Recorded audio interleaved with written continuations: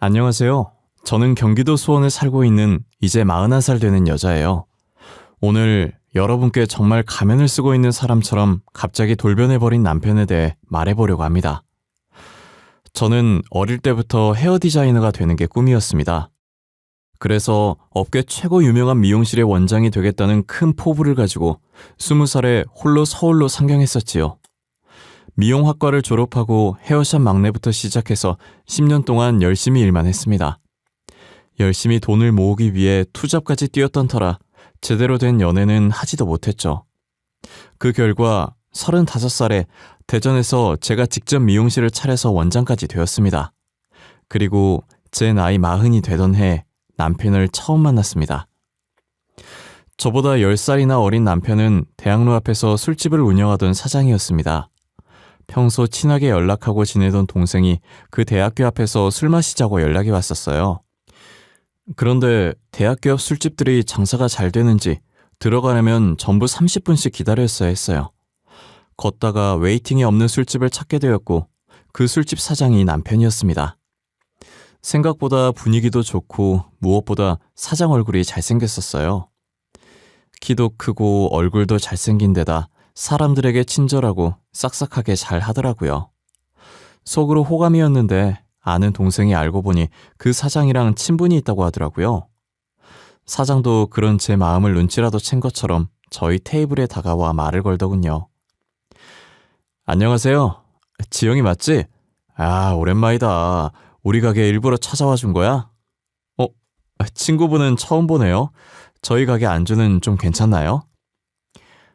오빠, 대학교 졸업하고 처음 보는 것 같아. 잘 지냈어?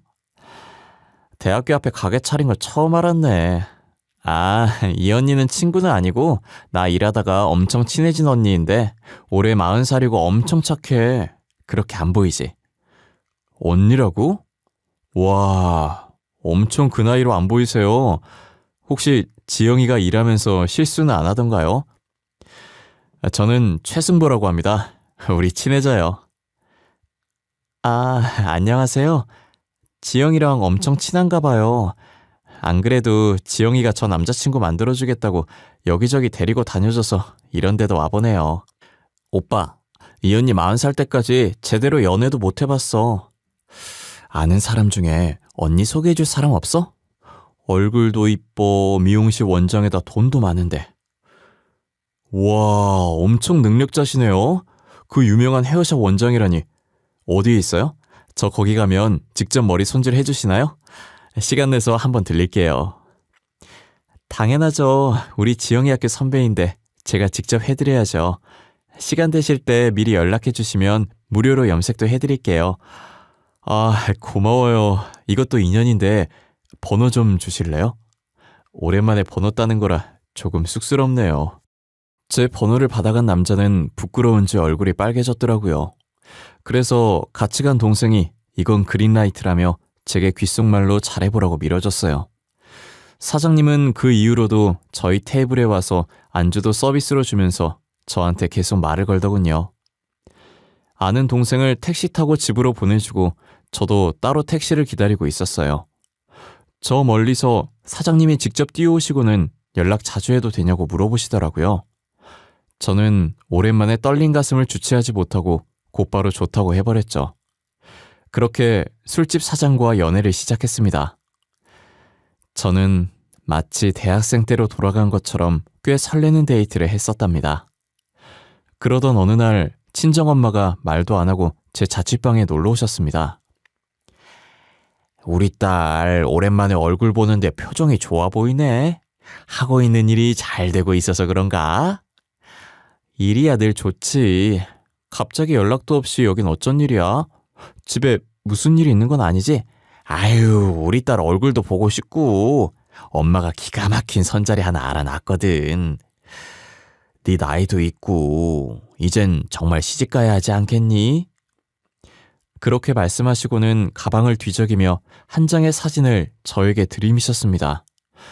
저의 내키지 않은 듯한 표정과 행동을 보고 엄마는 사진을 손에 쥐어주셨어요. 아, 참. 엄마, 나 아직 결혼까지는 생각 없다니까요. 이렇게 막무가내로 말도 없이 잡아버리면 어떻게 하라고. 너 정말 이러다가 늙어 죽고 싶어서 그래? 이 총각이 얼마나 성실하고 좋은 사람인데. 이참에 엄마 말 듣고 시집가서 빨리 애도 낳아. 엄마, 실은 말이야. 나 연애하고 있어. 나이 차이는 좀 많이 나지만 좋은 사람인 것 같더라고. 저는 어쩔 수 없이 연애 사실을 엄마에게 털어놓았고 엄마는 너무 좋아하셨습니다. 당장 얼굴이라도 보여달라는 엄마를 겨우겨우 달래서 집으로 돌려보내고 따로 연락을 해서 약속 장소를 잡겠으니 조금만 기다려달라고 했죠. 그날 저는 기대 반 걱정 반으로 제 남자친구에게 전화를 걸었습니다. 여보세요? 이 시간에 무슨 일이에요? 저 지금 손님 오셔서 통화하기 좀 어려울 것 같은데. 정말 바쁜 시간에 미안해. 사실은 그게 아까 우리 엄마가 집에 오셨거든. 너랑 연애하는 거 아셨어. 그래요? 난 또 뭐라고. 별일도 아닌 걸로. 그것 때문에 걱정돼서 전화한 거예요? 아니, 그런 건 아닌데 엄마가 이번 주에 좀 만나자고 하시네. 계속 궁금해하셔서 내가 연락해본다고 말씀드렸거든. 혹시 괜찮은가 해서. 저는 만난 지 얼마 되지도 않은 여자가 바로 엄마를 소개시켜준다고 하면 분명 부담스러워 거절하거나 불편한 기색을 보일 줄 알았어요. 하지만 제 남자친구의 반응은 예상을 빗나갔죠. 그래 좋아요. 이번 주에 어머니께 편하신 시간 물어봐줘요. 장소 정해지면 나한테 바로 연락 주고요. 바빠서 끊을게요. 그래 알겠어. 엄마랑 다시 통화해보고 바로 연락해줄게. 바쁜데 미안해. 일 열심히 해. 저는 생각보다 무덤덤한 남친의 모습에 당황스러웠지만 한편으로는 기분이 매우 좋았습니다. 그날 밤 엄마와 통화 후 저희 집 근처 카페로 약속 장소를 정했습니다. 걱정 반 기대 반으로 저는 남친과 함께 엄마를 만나러 갔어요. 처음 뵙겠습니다. 윤승보라고 합니다. 미영 씨와는 만난 지 얼마 되지 않았지만 잘 지내고 있습니다. 아유, 나야말로 너무 반가워요. 내 딸이 하도 선을 안 본다길래 왜 그러나 했더니 여기 이렇게 멋진 남자친구가 있었네요. 감사합니다. 저도 항상 미영 씨에게 신세지고 있어요. 워낙 어른스러워서 제가 많이 의지하고 있습니다. 그날의 분위기는 정말 화목했습니다. 불편함도 없었고 서로가 웃음꽃이 피며 시간 가는 줄 모르고 셋은 수다 산매경에 빠져들었죠. 그렇게 한참이 지나서 엄마는 목소리를 가라앉히고 남자친구에게 묻더군요. 승보씨, 우리 딸하고 나이 차이가 많이 난다죠? 승보씨는 아직 젊지만 우리 딸은 곧 40이고 난 내 딸이 얼른 결혼하길 원해요. 엄마 갑자기 무슨 소리야. 잘 놀다가 승보씨 불편하게 왜 그런 말을 해요. 네, 안 그래도 전 결혼할 생각으로 만남을 가지고 있었어요. 미영 씨의 생각은 어떨지 모르지만 전 미영 씨를 사랑하고 있습니다. 사실 저도 너무너무 결혼을 하고 싶었지만 제가 남친보다 훨씬 나이가 많고 제가 먼저 결혼하자고 말하기에는 너무 양심이 없는 건가 싶기도 했었거든요. 하지만 오늘 본 남친의 적극적인 행동에 저는 결혼을 결심하는 계기가 되었습니다. 그래서 저도 더 이상 소심하게 굴지 않고 모든 사람 앞에서 당당해지기로 했죠. 나랑 네 아버지 너무 오래 기다려서 이젠 힘들다. 질질 끌면서 결혼 기다리는 건 이제 못하겠어. 그럼 언제쯤 하는 게 좋을까요? 저도 빨리 할수록 좋습니다, 장모님. 미영 씨가 제 마음 받아주면 저는 1년 안에 결혼할 수 있습니다. 남친은 저와의 결혼에 확신이 있는 듯 보였습니다. 그리고 얼마 후 서로 결혼까지 약속하였고 남편의 집에 정식으로 인사를 드리러 갔습니다. 하지만 저희 부모님을 만날 때마다 훨씬 긴장되고 어려웠으며 다리가 떨리기까지 했습니다. 처음 뵙겠습니다. 박미영이라고 합니다. 어서 와요. 승보랑 같이 여기 앉아요. 어머님은 떨떠름한 표정으로 대충 인사를 해주셨고 저는 살면서 가장 불편한 식사를 했습니다. 밥이 입으로 들어가는지 코로 들어가는지도 모를 정도로 분위기는 삭막했죠. 제 나이를 알고 계시는지 밥 먹는 동안에도 한숨을 쉬며 저를 훑어보셨습니다. 미영 씨는 뭐 하느라고 그 나이 먹도록 시집을 안 갔어요? 게다가 우리 승부하고는 차이가 너무 많이 나고. 그 분위기를 더욱 삭막하게 만든 예비 시어머니의 한마디가 온 집안을 얼어붙게 만들었어요. 저는 음식을 목구멍으로 넘기지 못하고 물을 몇 모금 마신 뒤 조심스럽게 이야기했습니다. 저는 일하면서 너무 바쁘게만 살아왔습니다. 그러다가 우연히 승보 씨처럼 좋은 사람을 만났고요. 맞아. 우리 미영 씨 지금 유명한 미용실 원장이란 말이야. 그러니까 바빠서 지금껏 연애를 못한 거지. 미용실 원장이고 뭐고 나이 차이가 이렇게 많이 나는데 결혼해서 애 낳아도 완전 노산 아니냐고. 어머니, 그건 저희가 노력 많이 해보겠습니다. 너무 걱정 마세요. 그리고 요즘은 의학도 발달해서 그렇게 크게 어려움은 없을 거예요. 그래, 노산이면 어떠냐? 건강한 아들 한 명 낳아주면 되는 거지. 네 엄마 괜히 너 장가 간다니까 서운한가 보다. 어려울 거라는 예상은 했지만 이렇게까지 어려울 줄 몰랐습니다. 나이가 많아서 분명 탐탁지 않아 하실 거라는 건 알았지만 너무 보수적인 데다 이런 시부모님과 함께 살 수 있을까 싶은 생각도 들더라고요.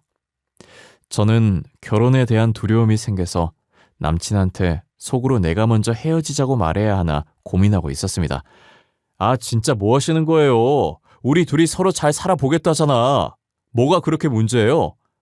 나 이제 미영 씨 아니면 아무랑도 결혼 안 하고 혼자 살 거니까 그렇게 알아요.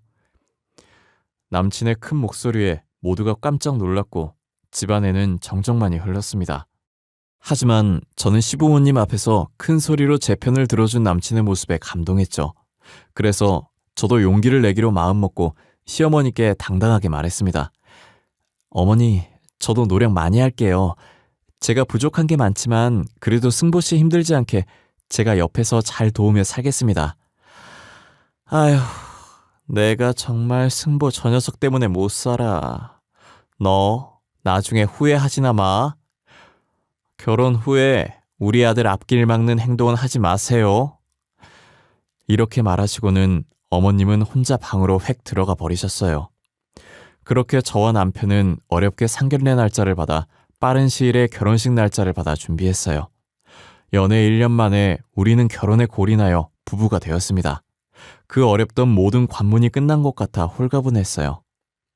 양가의 어떤 도움도 없이 우리 부부는 힘을 합쳐 신혼생활을 꾸려나갔습니다. 집은 남편이 그동안에 모아온 돈으로 마련했고 저는 혼수로 가전제품을 준비했어요. 힘들게 한 결혼이니만큼 이제 서로 함께 힘을 합쳐 서로에게 부족한 점을 채워주며 살면 되겠지라는 생각으로 행복한 신혼생활을 기대했죠. 하지만 그렇게 시작한 신혼생활은 고작 1년 만에 산산조각이 났습니다. 여보, 나 오늘 좀 허리가 아프네. 저녁 장사 못 도와줄 것 같은데 어쩌지? 병원 가서 물리치료 좀 받아봐야 할 것 같은데. 뭐? 그럼 그 많은 일을 나 혼자 다 하라는 거야? 이렇게 병원 갈 거였으면 양심적으로 알바생이라도 몇 명 뽑아주던가. 우리 결혼한 지 얼마 안 돼서 나간 돈이 많다고 했잖아. 당분간은 내 돈으로 사람 쓰기 힘들어. 몰라. 나이가 많으면 운동이라도 해서 안 아프게 관리하면 되잖아.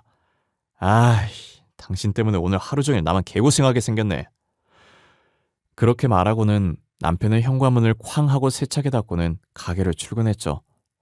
저는 화를 내고 나가버린 남편이 마음에 걸려 하는 수 없이 퇴근 후에 아픈 허리를 이끌고 가게로 갔어요.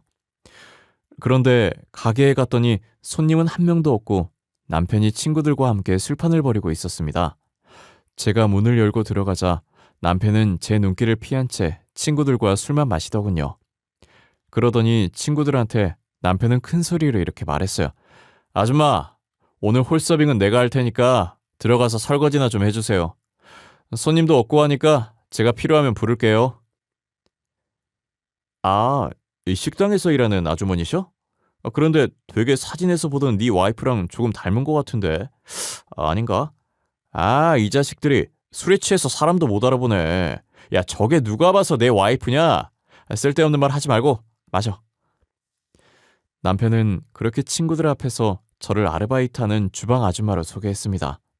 얼떨결에 주방으로 들어간 저는 말 한마디 걸지 못하고 소리 없이 한참을 울었죠.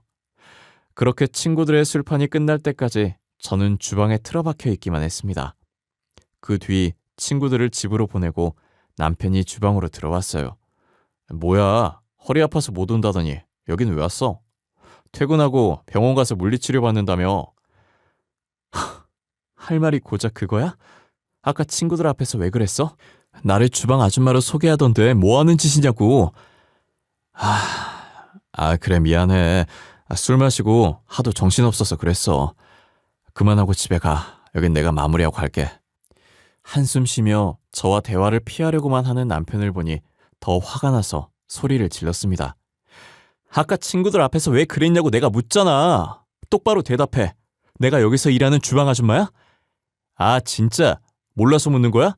네 꼬라지 보니까 친구들한테 쪽팔리니까 그러지. 대체 옷은 왜 그렇게 입고 오는 건데, 어? 뭐? 내가 쪽팔려? 뭐가 그렇게 쪽팔려? 나 오늘 허리 아픈데 당신 도와주려고 바로 가게에 온 거잖아. 나이 많다고 광고하고 다녀? 옷은 그렇다 쳐. 손목 보호대, 목에 붙인 파스. 친구들한테 아예 할머니랑 사귄다고 말할까? 하여튼 나이가 많아서 골골대기만 하고. 아유. 그렇게 말하는 남편을 보면서 이 결혼은 더 이상 행복하지 못할 것이라는 확신이 들었죠. 그 일이 있은 후 저는 트라우마가 생겼고 특히 남편의 친구들 눈에는 절대 띄지 않게 노력했어요. 그래서 저희 생활비에서 있는 돈 없는 돈을 긁어 모아 아르바이트생 2명을 구해줬습니다. 그 후로 남편과 저는 더욱 대화가 없어졌고 가게에 대한 소식도 알바생들에게 전해들었습니다. 그러던 어느 날 알바생 중 한 명이 저에게 개인적으로 문자를 한 통 보냈어요. 지금 남편이 다른 젊은 여자와 함께 술집에 들어가는 걸 자기가 직접 봤다고 하더라고요. 저는 그럴 리가 없다며 아마 아는 동생이나 누나일 거라고 얼버무렸습니다. 하지만 바람피는 사실을 알게 된 이후 일이 손에 잡히지 않았습니다. 잘 생각해보면 그동안 남편한테 수상한 점이 한두 가지가 아니었는데 뒤늦게 남편이 바람피고 다닌다는 걸 알게 됐습니다. 자다 말고 이 밤중에 어디가 12시가 넘었잖아. 요즘 자꾸 새벽에 어딜 나가는 거야. 신경 끄고 잠이나 자. 대학교 친구가 갑자기 보자고 했어. 그리고 나 오늘 집에 못 들어와. 그러니까 저번처럼 계속 전화하지 마. 너 한두 번이 아니잖아. 요즘 매일같이 그러잖아. 대체 누구를 만나길래 이 시간에 나가서 집에 들어오지도 않는 건데. 남편은 제 말에 대꾸도 하지 않고 나가더니 또 연락이 없었습니다. 어쩌다 겨우 연락이 닿으면 바로 가게로 출근하겠다면서 끊어버리기 일쑤였죠. 그뿐 아니라 가게에서 나오는 매출을 전혀 말해주지도 않았고 가게에서 벌어들이는 돈까지 자신이 홀라당 다 써버리더군요. 생활비도 한 푼도 주지 않았고요. 저는 문자를 보내준 그 알바생을 직접 만나서 이것저것 물어보고 싶었지만 남편보다 10살 많은 나이 때문에 주변에서 어떻게 나를 볼까, 혹시 이혼하게 되면 평생 혼자 살 수 있을까, 이런저런 생각 때문에 결국 알바생에게 더 묻지는 못했습니다. 그냥 애써 무시했다는 게 맞겠네요. 스스로 자신감이 없던 탓에 남편의 외도 사실을 애써 모른 척했습니다. 여보, 왜 자꾸 당신 수입 나한테 말도 안 하고 혼자서 다 쓰는 거야? 우리 빚도 많이 남았어. 같이 한 푼 한 푼 모아서 빚 갚아 나가야지. 어디에 그렇게 쓰길래 매일 돈 없다고 그래. 내가 당신한테 일일이 그런 거 보고해야 해? 제발 신경 좀 꺼. 나도 당신이 뭘 하고 다니던 전혀 터치 안 하잖아. 우리 부부야. 부부 사이에 서로 신경을 안 쓴다는 게 말이 되니? 내가 당신한테 많은 거 바라는 거 아니잖아. 그럼 난 뭐 큰 거 바라냐? 그냥 내가 뭘 하던 간에 신경 좀 쓰지 말라고. 너도 어디 가서 돈 쓰고 그렇게 살아. 나만 뭐라 하지 말고. 또다시 자리를 피해 방문을 열고 나가려는 남편을 붙잡고 이대로는 도저히 안 되겠다 싶어 떨리는 목소리로 남편에게 처음으로 말했어요. 너 설마 여자 생겼어? 그래서 그러는 거야? 요즘 돈 많이 쓰는 것도 여자 만난다고 쓰는 거니? 제발 아니기를 제발 아니라고 거짓말이라도 해주길 바라면서 대답을 기다렸지만 남편은 제 눈을 피하고 대답하지 않았습니다. 그리고는 집을 나가버렸어요. 그렇게 남편은 한동안 돌아오지 않았고 제가 전화나 문자를 남겨도 답장 하나 없었습니다. 알바생들에겐 남편이 가게에 출근했다는 소식만 전해드렸어요. 며칠 뒤 또다시 남편의 바람핀 현장을 목격했다는 연락이 심심찮게 오더군요. 그렇게 한 달이 지났습니다. 드디어 남편이 집으로 들어오더군요. 전화도 안 받고 문자도 씹고 뭐 하자는 거야? 내가 얼마나 걱정했는지 알아? 우리 다 터놓고 얘기 좀 하자, 응? 제발 여보. 남편은 애원하는 저를 보지도 않고 침대에 드러누워 핸드폰만 만지작거렸어요. 이제 아예 내 얼굴을 보지도 않네. 너 진짜 이렇게 막 나가는 사람이었어? 이렇게 할 거면 나하고 결혼 왜 했니? 아, 야, 이제 나한테 그 어떤 잔소리도 하지 마. 그럼 또 나가서 네 연락 아예 다 씹어버릴 거야. 남편의 집을 나가버리겠다는 협박에 저는 말을 멈출 수밖에 없었습니다. 하지만 그것보다도 더 참기 힘들었던 건 남편이 이제 대놓고 바람을 핀다는 거예요. 아무 때나 장소와 시간에 얽매이지 않고 여자를 만나러 다녔고 급기야 제 앞에서 여자와 전화통화하는 것도 서슴지 않아 있습니다. 보다 못한 제가 마지막 자존심을 버리고 남편에게 빌다시피 말했어요. 내가 잘못했어, 여보. 제발 가지마, 응? 당신한테 잔소리하지 않을게. 당신 귀찮게 하지 않을게. 그러니까 우리 다시 시작해보자, 응? 아, 그만해. 나도 너 때문에 지친다고. 나이 많은 너랑 살면서 내가 얼마나 숨이 턱턱 막혔는지 알아? 나도 이제 어린 여자 만나서 새로 시작하고 싶어. 그러니까 좀 귀찮게 하지 마. 그래도 이건 아니잖아. 난 당신 와이프잖아. 어떻게 그렇게 말을 해? 그 여자가 뭐라고 나한테. 헤어지자. 이제 못 참겠다. 안 그래도 말하려고 했는데 지금 말해야겠네. 내가 만났던 애가 얼마 전 임신을 했어. 그래서 걔랑 결혼해서 같이 키워야 해. 그러니까 우리 이혼하자. 남편의 말을 듣고 충격으로 그 자리에 주저앉았어요. 주저앉은 저를 무시하고 남편은 집을 나가버렸죠. 저는 그 상간녀를 만나 결판을 짓기로 했습니다. 그래서 남편이 자고 있을 때 몰래 휴대폰을 확인해 상간녀의 번호를 저장해 두었습니다. 다음날 직장에 하루 휴가를 내고 남편 몰래 상간녀한테 전화로 만나자고 연락했습니다. 안녕하세요. 이혜진 씨죠? 당신 윤승보 씨 알죠? 만나서 할 이야기가 있으니까 30분 뒤에 화서역 앞에 있는 푸른 카페로 와요. 저는 심장이 마구 뛰었지만 아무렇지 않게 할 말을 하고 끊었습니다. 상간녀를 기다리는 동안에도 긴장돼서 입이 바짝 마르더군요. 얼마 뒤 문을 열고 저 멀리 하늘색 원피스를 입은 예쁘장한 젊은 여성이 들어왔죠. 저는 드디어 상간녀와 마주하게 되었어요. 아무 말도 하지 않는 저를 보고 상간녀가 먼저 말을 꺼내더군요. 저기 우리 승보 씨에 대해 얘기할 게 있으시다고요? 승보 씨는 어떻게 하시는 거예요? 우리 승보 씨요? 젊은 사람이 참 예의가 없네요. 내 앞에서 우리 승보 씨는 아니지 않나? 네? 그게 무슨 말씀이신지. 우리 승보 씨를 아세요? 저는 그쪽 처음 보는 것 같은데 갑자기 그러시니까 당황스럽네요. 우리 남편하고 바람나서 임신까지 했다면서요. 뭐 얼마나 대단한 사랑이길래 안에 있는 남편의 아이까지 임신해요? 네? 뭔가 다른 분이랑 착각하시는 것 같은데 승보 씨 미혼이고 저랑 결혼하기로 그저께 약속까지 했어요. 저는 상간녀의 천진난만한 눈을 보고 도저히 참을 수가 없었어요.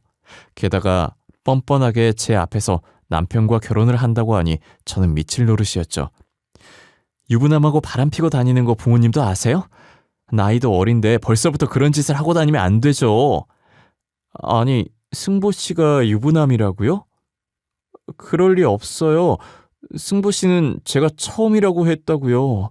그리고 저랑 함께 살고 있는데 어떻게 그 말을 믿어요? 정말로 유부남이란 건 몰랐다며 눈물을 뚝뚝 흘리는 상간녀의 말에 저는 어이가 없었습니다. 이런 젊고 어린 여자한테 자기가 유부남이란 것도 속이고 대체 무슨 생각으로 그 짓을 한 건지, 그저 불쌍한 여자의 인생을 망쳐놨구나 그런 생각만 들더군요. 그리고 남편에 대한 실망감에 손이 떨렸습니다. 제대로 복수해야겠다고 결심하고는 조용히 핸드폰으로 어플을 켜서 모든 대화를 녹음하기 시작했어요. 그리고 상간녀한테 진정하고 남편에 대해 아는 사실을 전부 말해보라고 했죠. 2달 전에 제가 남자친구와 헤어지고 혼자서 승보씨 가게에서 술을 마셨어요. 승보씨는 제 옆자리로 오더니 제 이야기를 들어줬고요.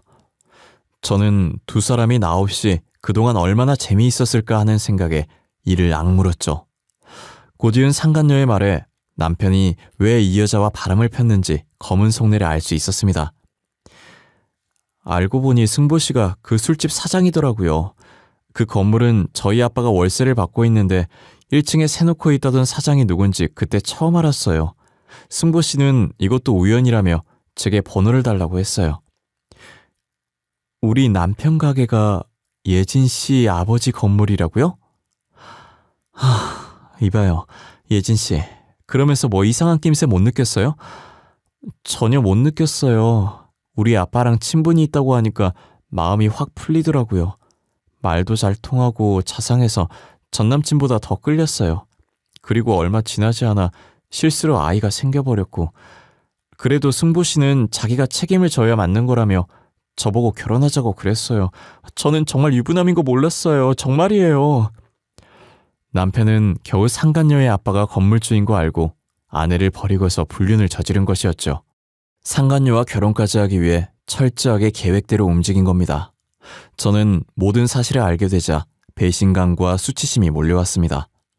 상간녀는 한참을 울며 이 상황을 받아들이지 못하는 듯 보였고, 충격에 빠져 일어나지 못하는 상간녀를 뒤로하고 저는 카페를 나왔어요.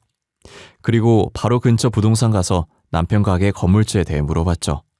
그러니 공인중개사가 그분이 근처에 엄청난 땅 부자라면서 이 대학로에 원룸 빌라 서너 채는 가지고 있다고 떠들어대더군요. 그래서 혹시 그 원룸 빌라 이름 아냐고 물어보고 검색한 다음 그 빌라에 걸어갔습니다. 도착하니 빌라 입구에 주인 직거래와 상간녀 아빠의 폰번호가 적혀있더군요. 전화해서 딸이 지금 어떤 상황에 처해 있는지 알고 있냐고 물었습니다. 그러니 갑자기 딸에 대해 왜 묻냐고 화를 내길래 전부 사실대로 말했어요. 당신 딸이 지금 내 남편과 바람을 폈고 그 사람의 아이까지 임신한 상태라고요. 처음엔 믿지 않고 화를 내며 오히려 저한테 악담을 쏟아냈습니다. 그러더니 직접 만나고 얘기하자고 저를 자신이 운영하는 대형 카페로 오라고 했습니다. 대형 카페에 들어가니 알바생이 사장님 좀 있으면 내려온다고 하더군요. 5분 정도 기다리니 키 크신 50대 아저씨가 저를 노려보면서 내려왔습니다. 당당하게 사실대로 전부 말했고 방금 녹음한 것까지 들려드렸습니다. 이제서야 현실을 자각하셨는지 제가 앞에 있는데 딸한테 급하게 전화를 하시더라고요. 야, 이예진, 너 지금 어디야? 너 지금 내가 들은 사실이 진짜야? 너 지금 유부남의 아이를 임신한 게 진짜냐고! 아빠가 너 그렇게 키웠어? 아빠 진정하고, 나 정말 그 남자가 유부남인 거 몰랐어. 정말이야. 그 사람이 나한테 작정하고 사기를 친 거라고. 양다리 걸친 것도 난 몰랐어. 아휴, 어쩌다 그렇게 된 거야. 내 딸이 미혼모라니. 너 정말 몰랐어? 너 그 애는 어떡하려고 그래? 어? 유부남의 애를 어떻게 혼자 키우려고 그래? 아빠, 그 사람이 나한테 이제 결혼하자고 그러더라. 나한테 유부남인 것도 말 안 해놓고 임신됐으니 나랑 결혼하재. 아빠, 나 어떡해? 상간녀 아빠는 그 말을 듣고 곧장 제 남편에게 전화를 해서 쌍욕을 퍼붓더군요. 얼마나 크게 화를 내던지 주변에 앉아있던 손님들이 기웃기웃거리면서 저희를 쳐다볼 정도였습니다. 흥분을 가라앉히지 못한 채 남편에게 전화를 걸더군요. 네, 사장님이 어쩐 일이십니까? 저한테 먼저 연락을 다 해주셨네요. 조만간 예진 씨와 찾아뵙고 드릴 말씀이 있습니다. 너, 우리 딸 데리고 무슨 짓을 한 거야? 네가 감히 내 딸 인생을 망쳐? 니깎게 감히? 네? 아니, 그게 무슨 말씀이십니까, 사장님? 사기꾼이라뇨? 제가 왜 사기꾼입니까? 긴 말 필요 없고 당신 같은 사기꾼한테 내 딸 시집 안 보낼 거야. 어? 내 딸이 미혼모로 살게 되더라도 절대 안 보낼 테니까 그렇게 알아. 그리고 계약은 끝났으니 그만 내 건물에서 당장 나가. 상간녀의 아버지는 그렇게 일방적으로 통보를 했고 남편은 하루아침에 가게를 나가게 되었습니다. 그 후 다른 가게를 오픈하려고 노력했지만 상간녀 아빠가 입김이 워낙 세서 다른 건물주들도 전화를 피하고 있었죠. 대학로 근처에서 자리 하나 못 구한 남편은 살려달라고 건물주한테 매일같이 연락했어요. 하지만 상간녀도 그렇고 상간녀 아빠도 남편을 아예 만나주지 않았죠. 모든 걸 다 잃었구나 생각이 들었는지 며칠 뒤 남편은 집에 들어와서 무릎 꿇고 빌더라고요. 여보, 그동안 내가 너무 잘못했어. 잠시 미쳤었나 봐. 장사 안 되니까 너무 힘들어서 눈이 돌아갔나 봐. 한 번만 봐주면 안 될까? 이제 와서 왜 그러는 거야? 그렇게 당당할 때는 언제고? 네가 그렇게 원하던 이혼서를 작성해 놨으니까 내일까지 지장 찍어놔. 여보, 우리 다시 시작하자. 내가 정말 잘할게. 2번 다시 바람도 안 피우고 당신만 바라볼게. 나 진짜 정신 차렸어. 정말이야. 너 진짜 웃긴다. 늦어도 한참 늦었어. 구질구질하게 굴지 말고 얼른 도장 찍어. 그리고 네 부모님한테는 네가 직접 말해. 저는 남편 얼굴에 이혼 서류를 던지고 친정으로 갔습니다. 엄마는 모든 상황을 듣고는 급하게 결혼시킨 자기 잘못이라며 제 손을 잡고 우셨어요. 아버지도 눈물을 흘리시며 제 손을 잡아주셨습니다. 그렇게 저희 가족은 한참을 울었어요. 엄마가 이혼할 때까지 남편이 있는 그 집에는 가지도 말라고 하셨어요. 따로 집을 구하기 전까지 당분간 친정에서 출퇴근을 하며 다시 일상을 되찾으려 노력했습니다. 미용실 직원들과도 더 힘차게 지내려 노력했고 직원들한테도 굳이 이혼 사실에 대해 숨기지 않았습니다. 그러던 어느 날 미용실에 예기치 못한 사람이 찾아왔어요. 아이고, 미영아, 미영아, 나랑 이야기 좀 하자. 아들이 말한 게 전부 사실이냐? 내가 듣고도 믿기지가 않아서 너한테 찾아온 거야. 그러더니 하는 말은 이혼은 절대 안 된다고 하시는 거예요. 손님들도 여러 명 계신 상태였고 보는 눈도 많으니 얼른 나가라고 말씀드렸습니다. 이미 이 사실을 알고 있는 몇몇 직원들도 어머니한테 돌아가라고 부추겼지만 꿈쩍도 안 하고 우시더라고요. 상황은 심각해져 손님들도 관심을 가지시니 어머니한테 점점 화가 났습니다. 어머니, 정말 왜 이러세요? 아들한테 설명 제대로 못 들으셨어요? 다 그 사람 자초한 일이라고요. 어머니가 이러셔도 바뀔 거 하나 없어요. 아유, 들었어.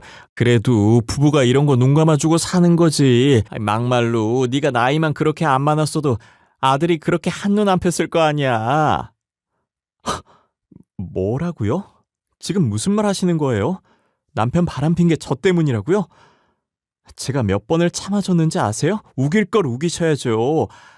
아유, 내가 이렇게 빌어도 안 되겠니? 내가 우리 승부를 너무 아낀 나머지 아유, 애가 잠시 미쳤었나 봐. 승부도 지금 반성 많이 했어. 내가 나이도 많고 손주는 보고 눈을 감아야 하지 않겠니? 손주 만드셨잖아요. 잘난 아들이 자기 인생 한번 펴보겠다고 아무 잘못 없는 여자의 꼬드겨서 임신까지 시켜놓고 양심도 없으시네요. 우리 아들이 그러는데 그 아이 유산했대. 이제 너 발목 잡힐 일 없을 거야. 그러니까 제발 눈 딱 감고 한 번만 봐줄 수는 없겠니? 아직 어렸던 상간녀는 남편이 유부남이란 사실에 충격을 크게 먹었던지 자연유산을 했다고 하더라고요. 하지만 그게 저랑 무슨 상관이겠어요? 저는 계속된 시어머니의 난동에 결국 경찰을 불렀고 시어머니는 영업방해로 기가조치되셨어요. 그 후로 직장에는 찾아오지 않으셨지만 전화와 문자로 여전히 저를 괴롭히셨습니다. 무시하는 것이 최선이라고 생각한 저는 전화와 문자에 일절 답하지 않았어요. 한두 달쯤 지나고서 시어머니의 전화도 남편의 전화도 잠잠해지더군요. 그런데 예전에 일했던 알바생이 전화가 왔길래 받았다가 충격적인 말을 들었습니다. 전 시어머니께서 돌아가셨다는 소식을요. 안녕하세요. 다름이 아니라 사장님이 저한테 어머님 부고 문자를 보내셨더라고요. 저 때문에 그렇게 두 분 헤어지신 것 같아서 저도 마음이 불편하지 않네요. 심근경색으로 급하게 돌아가셨다던데 혹시 모르실 것 같아서 연락드렸어요. 갑자기 왜? 얼마 전만 해도 팔팔하셨는데. 알겠어요. 나도 시간 되면 잠깐 뵙고 와야겠네. 고마워요. 가고 싶진 않았지만 마지막 도리는 지켜야 할 것 같아 전 시어머니 장례식에 갔습니다.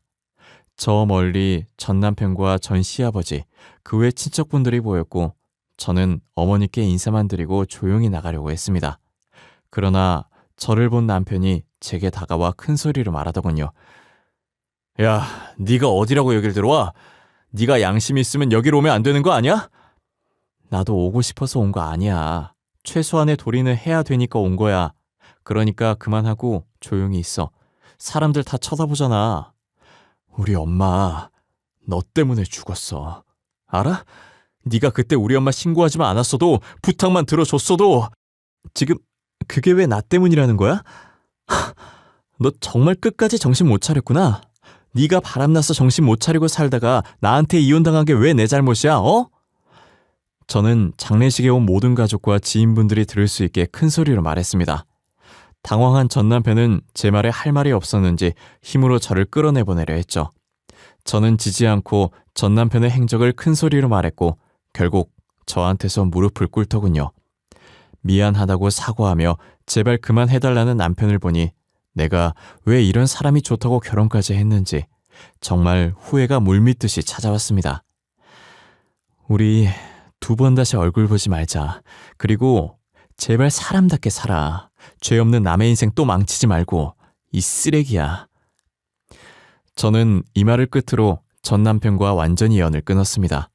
이혼 소송으로 인해 남편은 위자료와 피해보상금까지 저에게 뱉어내게 되었죠. 가끔 전 남편에 대한 소식을 우연히 들을 때면 어머니가 돌아가시고 나서 폐인이 되어 생활하고 있다더군요. 그 말을 듣고 전 남편이 저지른 죄를 돌아가신 전 시어머니가 받은 것 같아 마냥 속이 시원하진 않더라고요. 저는 늦게나마 시집 한번 가보려 했다가 너무 큰 충격을 받아서 평생 독신으로 살기로 마음먹었습니다. 연애를 몇 번 해도 이 남자가 나 몰래 또 바람을 필 수도 있겠다는 생각에 정상적인 연애가 안 되더라고요. 고작 몇 달 연애하다가 헤어지고를 반복하니 이번 생에 저에게 결혼 운은 없다는 생각이 드네요. 여러분 중에도 나이가 많아서 급하게 결혼을 하시려는 분이 계신다면 정말 말리고 싶어요. 아무리 주변에서 바람을 넣고 부담을 주더라도 자기 인생 대신 살아줄 수 없는 분들이잖아요. 나이가 많아서 확신 없이 급하게 하다 보면 이렇게 실패할 수 있구나를 크게 깨달았답니다. 결혼 전에 반드시 시간을 가지고 신중하게 생각하시면 좋을 것 같아요. 결국 내가 살 인생이고 누가 책임져 줄 수는 없는 일이니까요. 지금까지 제 긴 사연 읽어주셔서 너무 감사드립니다.